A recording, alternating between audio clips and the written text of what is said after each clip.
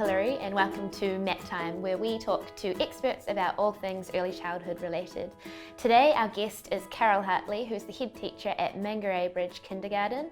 Welcome, Carol. Thank you, Hilary. Nice to be here. So tell me about the research that you've been doing for the last 10 years or so, is it? Yes, 10 years. It's been a really exciting 10 years. We were really lucky to be on the COI project. So should we talk about the research that you did in the core of the book? I'll just show it to you. It's called Crossing the Border. A community negotiates the transition from early childhood to primary school. What are your tips for teachers who are helping children transition? What do you do in your centre now, and what is your advice outlined in the book? I think it's really important to build a relationship with the schools that your children are transitioning into, and I know that's really difficult. In our case, we have two local schools that most of our children, probably 95%, go to. But in childcare centres around New Zealand, they might have 15 that they transition children in because their parents put them close to their workspace, not close to their home. So that makes things difficult. But I think there are things that can be done that make it easier for children and families to build relationships. They can have, we have a school board, so that the teachers that are in the schools, their photos are there, and we can talk about, Miss so-and-so, she's lovely, Miss Smith's great, and build a positive kind of feeling for the child about going into that classroom. We have a school buddy program, which is really, really effective. We've done it now since 2009, and we have a group of children come from Mangere Bridge School on Wednesday, and they're Year 5 children, and they come to spend time with one child that's going to that school. So it's a special friendship that develops over more than a term. Sometimes we have them for a term, sometimes we have them for 2. It really depends on the child, and they come for an hour and they play with them. And sometimes we have to round them up and say, "Oh, I haven't seen your buddy, where have they gone?" And they go, "Oh, she was right here," and then they go and find them. And then on Thursday we have Waterloo School Buddies, so they come in, the Year 4 children, they're a bit younger, and they also come for an hour and they spend time with one child. It really increases the network when those children go to school. They know lots of older children, and people have said, parents have said, we were at the village and this big child said hello to mine. And I said, "Well, how do you know him?" And he said, "Oh, he's Robert's buddy. He comes to kindy, I know him." So it's really, a really effective way of making children feel that they belong in a new setting.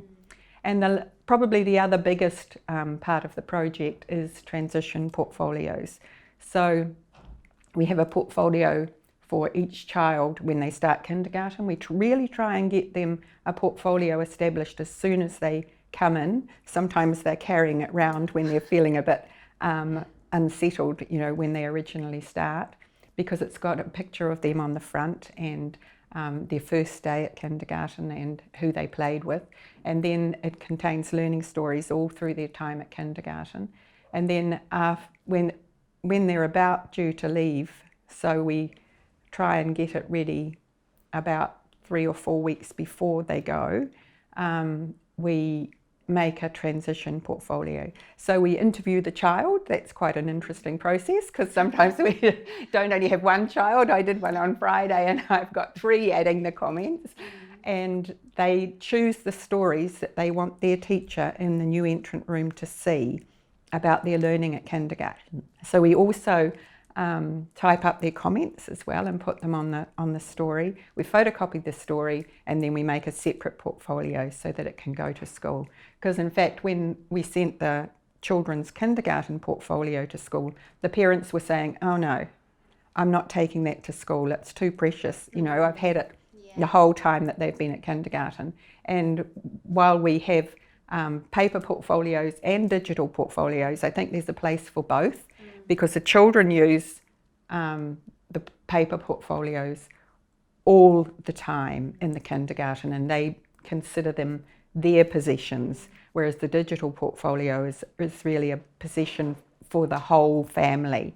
And it's been fabulous on both scores really. We've had comments from Greece and Scotland on the internet, and the children also comment on their own portfolios, all the time at kindergarten. I'm also wondering about what's your advice to parents or family members when their child is going through a transitioning period? So it might not only be early childhood to school, it might be any transition in their life, like moving house. What's your advice? I think it's really important to talk positively about the transition as well. And I know some parents have views of school or their own education that were not really positive, but I think it's really important to make sure that that doesn't rub off on your children. So from our perspective, we always make sure that we're talking really positively about what's going to happen, and from a parent's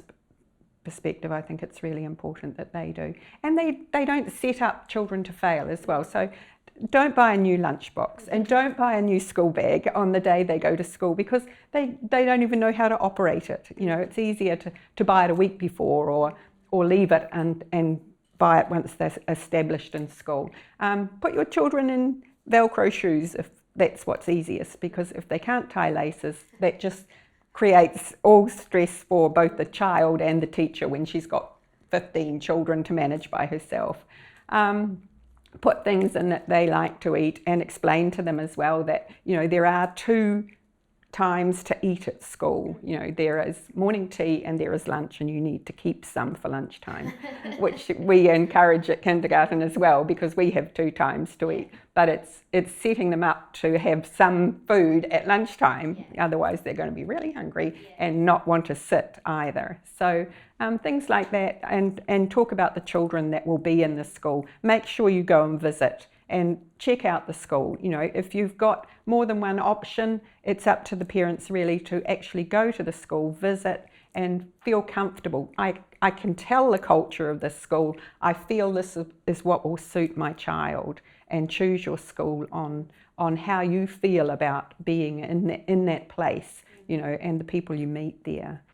It is a big time, but it can be a really positive time. And at kindergarten we say, oh cool, you're going to be 5, we're going to be so sad because we'll miss you, but this is so exciting, and we'll still see you because you can come back anytime and visit, and they do. So we often talk to the teachers about what they do in the classroom. We set up a project when they were using a certain system of literacy, and then we did the same thing in the kindergarten. We did it in an early childhood way, so it was quite playful and quite holistic.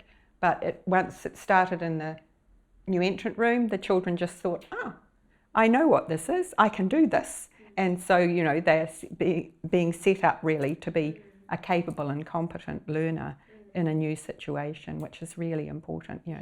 I feel good about myself, I belong here, I can do this. Well, I've learnt so much today, so thank you so much for joining me, Carol. Is there any words you'd like to leave our audience with? We've been really, really fortunate over the years we've been on research projects to go visit. And so we've visited all over New Zealand and sometimes overseas as well. And when we're visiting, we get to talk to other teachers, and so then we hear about things that are happening, really positive, effective things around transition, but also around curriculum. And I think we've learnt so much just being able to talk to other teachers. So, I think a forum for teachers is always really valuable, and you learn so much just looking at other people's practice, other people's research, and being able to access it is really important as well. Absolutely, I think that's a key thing really. So that's all we have time for today, but thanks for watching, and if you have any comments or thoughts you'd like to share, just leave them down below in the comments, and we'll see you next time.